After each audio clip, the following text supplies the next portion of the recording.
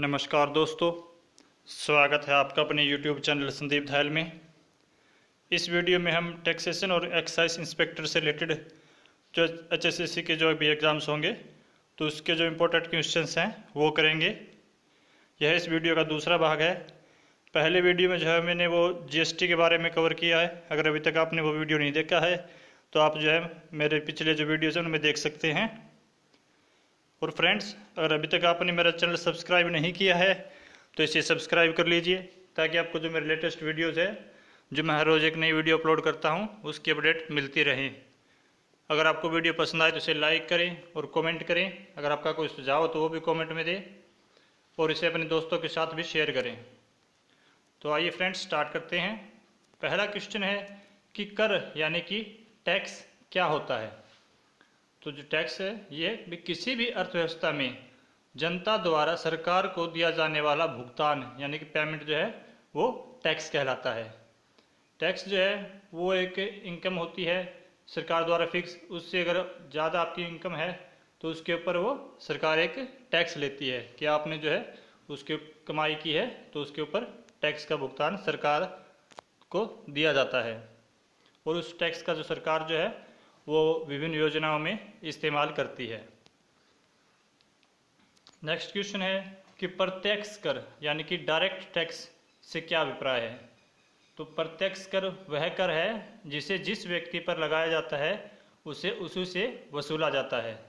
यानी कि जो प्रत्यक्ष कर है वो एक स्पेसिफिक पर्सन से ही वसूला जाता है। नेक्स्ट क्वेश्चन है कि अप्रत्यक्ष कर यानी कि इनडायरेक्ट टैक्स से क्या अभिप्राय है। तो देश में तैयार किए गए वस्तुओं पर लगने वाला उत्पादन शुल्क, आयात या निर्यात किए जाने वाली वस्तुओं पर लगने वाले सीमा शुल्क आदि अप्रत्यक्ष कर हैं। तो ये जो कर है यह वस्तुओं पर लगते हैं और इनका जो डायरेक्ट जो है वो कंज्यूमर से कोई रिलेशन नहीं होता, ये इनडायरेक्ट रूप से होती हैं। नेक्स्ट है कि बाजार में मंदी की स्थिति से क्या अभिप्राय है। तो ये कि मांग में कमी के कारण व्यापार और उद्योग में भारी गिरावट आ जाती है। जब मंदी होती है तो इसमें जो है वो मांग में कमी हो जाती है जिससे कि व्यापार में गिरावट हो जाती है। नेक्स्ट है कि भारतीय विदेश व्यापार संस्थान कहाँ पर स्थित है। तो भारतीय विदेश व्यापार संस्थान यह नई दिल्ली में है। नेक्स्ट क्वेश्चन है कि राजस्व का संग्रह कैसे बढ़ा सकते हैं। तो राजस्व का संग्रह जो है राष्ट्र निर्माण में कर जागरूकता द्वारा कि हम जो है वो लोगों को प्रेरित करें कि वो जो है अपना जो कर है वो सही हिसाब से और टाइम पे भरें। तो इससे जो है वो राष्ट्र निर्माण भी होगा और जो है राजस्व जो होगा वो भी सरकार का बढ़ेगा। नेक्स्ट क्वेश्चन है कि देश में रेशम उद्योग का सर्वाधिक स्थानीयकरण किस राज्य में हुआ है। तो रेशम जो है यह सबसे ज़्यादा कर्नाटक में होता है। नेक्स्ट क्वेश्चन है कि केंद्र सरकार के बजट के चालू खाते में व्यय की सबसे बड़ी मद क्या है।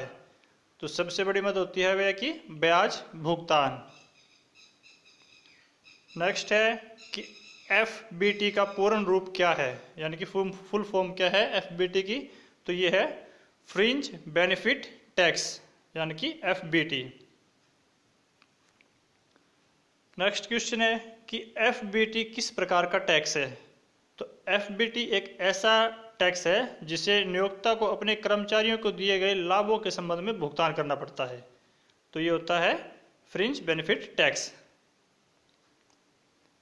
नेक्स्ट है वैकल्पिक न्यूनतम कर यानी कि AMT क्या है।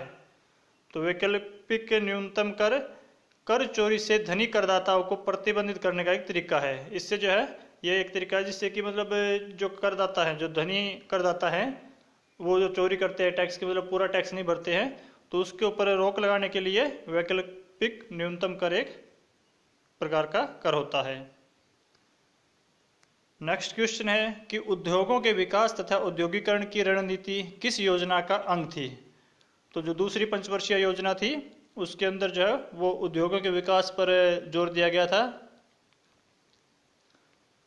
नेक्स्ट क्वेश्चन है कि भारत की निर्यात आय में सर्वाधिक योगदान किसका है। तो जो भारत से जो बाहर जो चीज़ें जाती हैं वो जो सबसे ज़्यादा है कपड़ा एवं सिलाई वस्त्रों की। जो कपड़ा उद्योग है वो भारत का मतलब बाहर जो देशों में काफ़ी उसकी डिमांड है। तो इसकी और सबसे ज़्यादा कपड़ा और इसके उद्योग का जो है ये है महाराष्ट्र में होता है। नेक्स्ट क्वेश्चन है कि किसी भी मार्केटिंग में बढ़ावा देने का श्रेष्ठ साधन क्या है। तो अगर मार्केटिंग में अगर आपको बढ़ावा देना है तो यह है वायरल मार्केटिंग, मतलब उस चीज़ को जो है वो फैला दिया जाए तो उससे मार्केटिंग हो जाती है। नेक्स्ट क्वेश्चन है कि स्थायी खाता संख्या यानी कि परमानेंट अकाउंट नंबर जिसे हम पैन कहते हैं ये क्या है। तो स्थायी खाता संख्या जो है यह 10 अंकों वाली एक अल्फा न्यूमेरिक संख्या है जो आयकर विभाग द्वारा कार्ड के रूप में जारी की जाती है।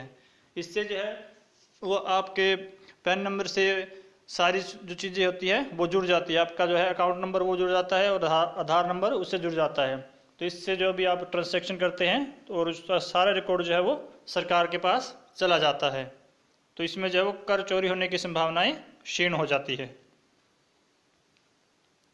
नेक्स्ट क्वेश्चन है कि एक्साइज टैक्स यानी कि उत्पाद शुल्क क्या है। तो उत्पाद शुल्क एक अप्रत्यक्ष कर है जो विशिष्ट वस्तुओं और उत्पादों के निर्माण, बिक्री या उपभोग पर लगाया जाता है। नेक्स्ट क्वेश्चन है कि सर्विस टैक्स यानी कि सेवा कर क्या है। तो सर्विस टैक्स एक अप्रत्यक्ष कर है जिससे सेवा प्रदाताओं पर कुछ सेवा लेन देन पर लगाया जाता है लेकिन वास्तव में ग्राहकों द्वारा भुगतान किया जाता है। तो सर्विस टैक्स जैसे कि वो जो है जो भी हम चीज़ लेते हैं तो उसके ऊपर सर्विस टैक्स लगा होता है, तो उसका जो अंतिम भुगतान है वो जो जैसे कंज्यूमर होता है वही करता है। नेक्स्ट क्वेश्चन है कि भारत सरकार के सकल कर राजस्व का मुख्य स्रोत क्या है। तो ये है निगम कर यानी कि म्युनिसिपल कर। ये जो है भारत सरकार के सकल कर का सबसे बड़ा स्रोत है। अगला क्वेश्चन है कि किसी अर्थव्यवस्था को किस स्थिति में संतुलित कहा जाता है। तो यह है कि अभिप्रेत निवेश अभिप्रेत बचत के बराबर होता है। तो अगर यह होगा तो इससे जो है ये अर्थव्यवस्था संतुलित होगी। नेक्स्ट क्वेश्चन है कि समायोजित सकल आय यानी कि एडजस्टेड ग्रोस इनकम क्या है। तो एडजस्टेड ग्रोस इनकम यह है कि कटौती से पहले आपकी कर योग्य आय, ये होती है समायोजित सकल आय, कि जो भी कटौती करनी है उससे पहले जो है वो आपकी कितनी आय हुई है। अगला क्वेश्चन है कि कौन सा फॉर्म नियोक्ता को बताता है कि उन्हें कर संबंधित भत्ते की जानकारी के बारे में जानने की जरूरत है। तो ये होता है W4 फॉर्म जो होता है यह इससे रिलेटेड है। नेक्स्ट है कि 2 रुपये या उससे अधिक मूल्य वर्ग के करेंसी नोट किसका दायित्व है। तो जो 2 रुपये उससे अधिक मूल्य के जो नोट होते हैं ये भारतीय रिजर्व बैंक के अंडर में आते हैं और जो 1 रुपये का नोट होता है यह वित्त मंत्रालय के अंतर्गत आता है। तो इसमें कई बार आपको यह भी क्वेश्चन पूछा जाता है कि 1 रुपये के नोट पर किसके हस्ताक्षर होते हैं। तो ये जो है वित्त मंत्रालय के अंडर में होता है, तो वहीं से होते हैं। और जो 2 रुपये या उससे अधिक वर्ग के नोट होते हैं तो इन पे जो है वो रिजर्व बैंक के गवर्नर हैं उनके हस्ताक्षर होते हैं। तो अभी जो रिजर्व बैंक के गवर्नर हैं वो है Urjit R Patel. Next question है कि भारत में कौन सा सबसे बड़ा म्यूचुअल फंड संगठन है। तो ये है यूनियन ट्रस्ट ऑफ इंडिया यानी कि यूटीआई। यूटीआई जो है वो भारत में सबसे बड़ा म्यूचुअल फंड संगठन है। नेक्स्ट क्वेश्चन है कि टिन जिसे कहते हैं कि टैक्स आइडेंटिफिकेशन नंबर, यह क्या है।